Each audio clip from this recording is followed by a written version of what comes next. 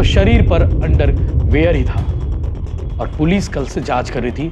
महज 10 घंटे में इस हत्याकांड का खुलासा हो गया और जो खुलासा होने के बाद जो कहानी सामने आई है, जो थ्योरी सामने आई है, वो हैरान करने वाली है।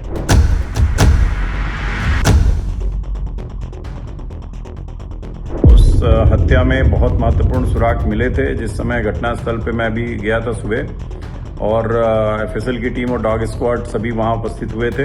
और आज 1 सितंबर को इस पूरे मामले का खुलासा बिलासपुर पुलिस ने किया है। अब आपको बताते हैं कि हत्याकांड की वारदात को अंजाम कैसे दिया। और 10 से 12 घंटे के भीतर ही करीब 4 आरोपी पकड़े गए हैं और एक आरोपी अभी फरार है, जिसको कि अभी हम लोग देर रात्रि तक पकड़ लेंगे। जागेश्वर पाठक मंदिर से बाहर निकला, उसने बकायदा पूजा भी किया और पूजा करने के बाद तत्काल वहां रॉड और पत्थर पड़े हुए थे। उसे उठाया और जागेश्वर पाठक पर ताबड़तोड़ हमला किया।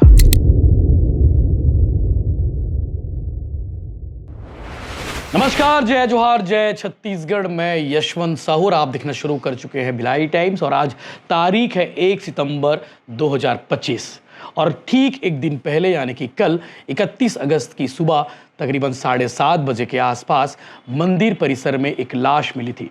ये पूरा घटना बिलासपुर जिला के तखतपुर इलाके के परसा कापा गांव का है और इस परसा कापा गांव में एक मंदिर है और उस मंदिर के पुजारी की कल हत्या हुई थी। बिलासपुर पुलिस कल ही कह दी थी कि इस हत्याकांड में 1 से ज़्यादा लोग शामिल हैं, क्योंकि घटना स्थल को जिस तरीके से कल पुलिस ने देखा था, फॉरेंसिक की टीम ने देखा था और डॉग स्क्वाड की टीम ने जो देखा था, उससे यही लग रहा था जिस निशंस के साथ में उसकी हत्या की गई है, निशंस हत्या थी, सिर्फ शरीर पर अंडरवेयर ही था और पुलिस कल से जांच कर रही थी। महज 10 घंटे में इस हत्याकांड का खुलासा हो गया और जो खुलासा होने के बाद जो कहानी सामने आई है, जो थ्योरी सामने आई है, वो हैरान करने वाली है। हालांकि कल तक अंदाज़न यही बात हो रही थी, लोग आकलन कर रहे थे, अनुमान लगा रहे थे कि कहीं ना कहीं कोई अवैध संबंध या फिर प्रेम प्रसंग वाला मामला हो सकता है। तो कहानी, थ्योरी यही है कि पुजारी का अवैध संबंध था गांव की एक महिला से और जिस महिला से अवैध संबंध था, उसके पति ने इस हत्याकांड को अंजाम दिया है अपने दोस्तों के साथ मिलकर। बिलासपुर पुलिस ने इस हत्याकांड में 5 लोगों को गिरफ्तार किया है। इन 5 में से एक नाबालिग भी है, उसे भी पुलिस ने पकड़ा है। अब हत्याकांड का खुलासा कैसे हुआ, ये कहानी भी आप जानिए और हत्याकांड की वारदात को कैसे महिला के पति ने अंजाम दिया, ये भी आपको बताता हूँ। बिलासपुर के तखतपुर इलाके के परसा कापा गांव की ये घटना है। पुजारी का नाम जागेश्वर पाठक, ये तखतपुर के पाठ बाबा मंदिर का पुजारी था। इसकी उम्र 30 साल थी। जागेश्वर पाठक का एक महिला के साथ में अफेयर था। किसके साथ में अफेयर था? सुरेश धुरी, इस हत्याकांड का मुख्य आरोपी और सुरेश धुरी की पत्नी के साथ में पिछले कुछ दिनों से, कुछ महीनों से अफेयर चल रहा था। जागेश्वर पाठक और सुरेश धुरी की पत्नी के अफेयर के कारण सुरेश धुरी और उसकी पत्नी का तलाक हुआ था, सामाजिक तलाक 6 महीना पहले। और सामाजिक तलाक होने की वजह से सुरेश धुरी ने उसी दिन तय कर लिया था कि इस पुजारी को रास्ते से हटाना है। उसके मन में एक बदले की भावना थी कि इस पुजारी की वजह से मेरा घर बर्बाद हुआ, मेरा परिवार बर्बाद हो गया, सब कुछ खत्म जैसा हो गया, समाज में नाम खराब हो गया। उसी दिन से इसने तय कर रखा था और वो तारीख तय किया 30 अगस्त 2025, यानी कि 30 अगस्त 2025 की रात तकरीबन 8:30 से 9 बजे के आसपास वारदात को अंजाम दिया और 31 अगस्त सुबह तकरीबन 7:30 बजे के आसपास जागेश्वर पाठक यानी कि मंदिर के पुजारी की मां ने सबसे पहले शव देखा और आज 1 सितंबर को इस पूरे मामले का खुलासा बिलासपुर पुलिस ने किया है। अब आपको बताते हैं कि हत्याकांड की वारदात को अंजाम कैसे दिया। अमूमन हम सब गाड़ी खरीदते हैं, कुछ भी नया सामान खरीदते हैं तो उसकी पूजा कराते हैं। सुरेश धुरी ने भी यही कहानी रची और यही साजिश के तहत जागेश्वर पाठक को मारने की योजना बनाई। सुरेश धुरी का एक साथी ने बाइक खरीदा था और उसी का पूजा कराने का बहाना बनाकर ये मंदिर परिसर पहुंचे। जागेश्वर पाठक मंदिर से बाहर निकला, उसने बकायदा पूजा भी किया और पूजा करने के बाद तत्काल वहां रॉड और पत्थर पड़े हुए थे, उसे उठाया और जागेश्वर पाठक पर ताबड़तोड़ हमला किया। पुजारी उसी जगह पर गिर पड़ा। कुछ मिनटों में उसकी सांस भी टूट गई, यानी कि उसकी मौत हो गई। और मौत होने के बाद जब जागेश्वर पाठक की मौत हो गई, उसके बाद ये सभी वहां से भाग निकले। अब पुलिस ने कैसे हत्याकांड का खुलासा किया वो भी आपको बताता हूं। जब ये भाग निकल रहे थे, वारदात को अंजाम देने के बाद वहां से गायब हो रहे थे, उनमें से एक आरोपी ने जागेश्वर पाठक यानी कि मंदिर के पुजारी का मोबाइल अपने जेब में डाल दिया। उसके मन में लालच आ गया कि भैया मरने वाला तो मर गया, उसके मोबाइल को भी पकड़ लेते हैं। तो उसके मोबाइल को ये पकड़ लिया, अपने साथ लेकर चले गया। उसे लगा कि इस मोबाइल को वो बाद में यूज़ कर लेगा, लेकिन उसे नहीं मालूम था कि मोबाइल इतना टेक्नोलॉजी के साथ में आगे बढ़ चुका है और पुलिस उस मोबाइल से कई सारे केस को सॉल्व करती है। आपको मालूम होगा, कॉल डिटेल, लोकेशन, सीडीआर, बहुत कुछ। तो पुलिस ने भी बिल्कुल सबसे पहले वही किया। जब पुलिस की टीम मौके पर पहुंची सुबह 7:30 बजे कल, यानी कि 31 अगस्त को, तो सबसे पहले परिवार वालों से यही पूछा कि जागेश्वर पाठक का मोबाइल कहाँ है।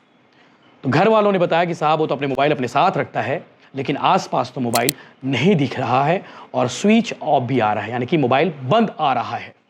तो पुलिस ने सबसे पहले उसका लोकेशन ट्रेस किया और साथ ही साथ हर वो चीज ट्रेस पे लगा दिया जिससे पुलिस को इनपुट मिल जाए, पुलिस को सबूत मिल जाए। और वही हुआ। इन्होंने मोबाइल ऑन किया जागेश्वर पाठक का और उसी से एक के बाद एक आरोपी पकड़े गए। मुख्य आरोपी सुरेश धुरी रात 12 बजे धमतरी पुलिस की मदद से पकड़ा गया। यानी बिलासपुर पुलिस और धमतरी पुलिस ने इस हत्याकांड में गजब कोऑर्डिनेशन किया और उसी का परिणाम ये रहा कि रात 12 बजे सुरेश धुरी यानी कि मास्टरमाइंड पकड़ा गया और इसके बाद एक के बाद एक सब पकड़े गए। पुलिस ने 5 लोगों को गिरफ्तार किया है, उनके नाम आपको बताता हूं और उसके बाद बताता हूं कि आगे की कहानी इन्होंने किस तरह से रची थी और वारदात को अंजाम देने के बाद कहां कहां भाग रहे थे और क्या करने वाले थे। मुख्य आरोपी सुरेश धुरी, पिता बंसी लाल धुरी, 38 साल इसकी उम्र है और रहने वाला तखतपुर चुलघट रोड का है।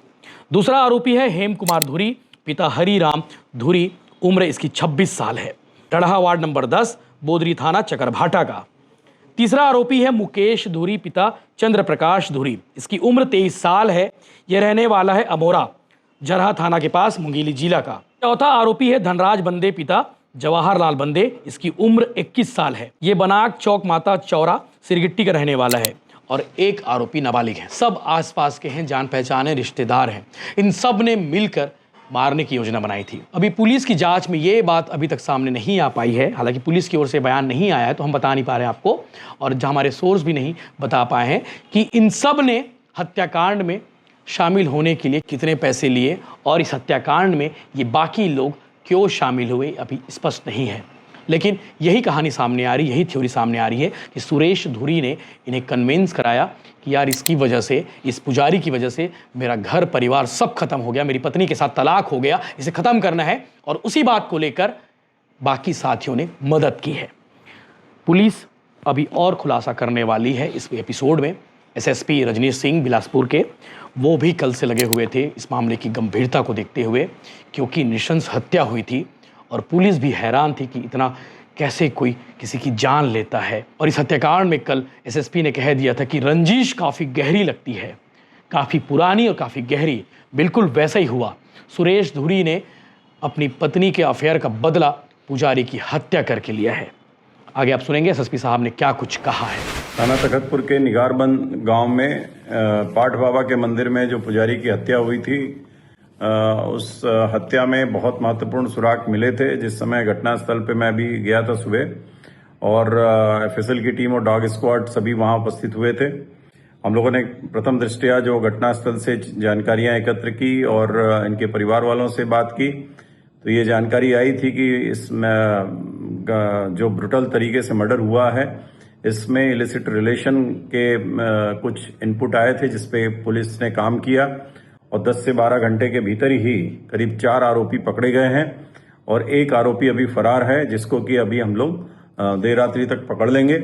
इसमें मोबाइल भी आरोपियों ने मृतक का लूटा है उसमें लूट की भी धारा लगाई जा रही है और शीघ्र ही इसमें सभी आरोपियों को पकड़कर और इसमें कड़ी कार्रवाई की जाएगी।